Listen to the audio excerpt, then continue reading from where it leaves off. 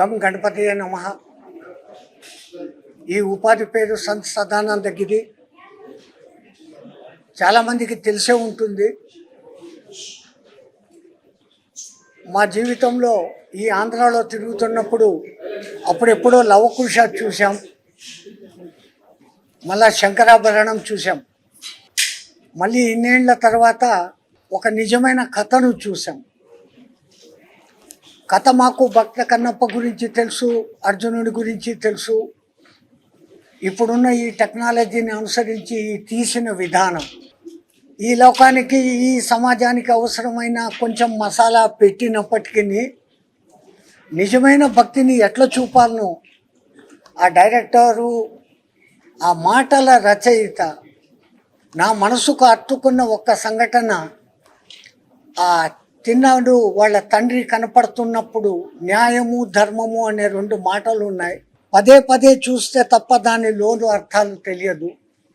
మన సనాతన ధర్మం యొక్క మొత్తం రూల్స్ అక్కడ చెప్పబడినాయి. తిన్నడి కథ అందరికీ తెలిసిందే, కానీ నేటి సమాజానికి అవసరమైనటువంటి అద్భుతమైనటువంటి ఆ డైలాగులు రాసిన మహానుభావుడు ఎవడో, అసలు వీళ్ళు తీసింది అటువంటి వాడిని ఎన్నుకున్నారు.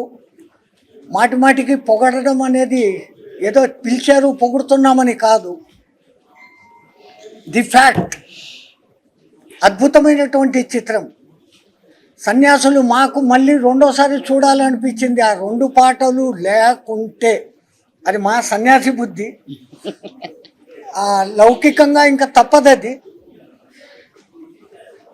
అది కూడా దాంట్లో ఏది అసభ్యత అనేది లేకుండా ఆ కాలపు నాగరికులు ఎట్లున్నారో ఆ ప్రకారంగా తీసిన విధానం, కానీ ఈ కాలపు ఈ కొత్త టెక్నాలజీని వాడే అదేమి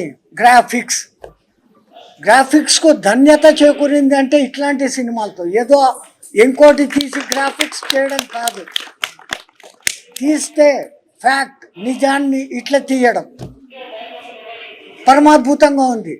హమ్ బహుత్ ఖుష్, ఓ శంకర్ ఖుష్, సర్వే జనాం సుఖినో భవంతు. ఆ అబ్బాయి ఇక్కడ ఉండింటే కనుక వాడిని కూడా ఇట్లే ఆలింగనం చేసుకొని ఉంటుము. ఆ అబ్బాయి మంచు విష్ణు. శివుడు విష్ణుకు తేడాలు లేవు.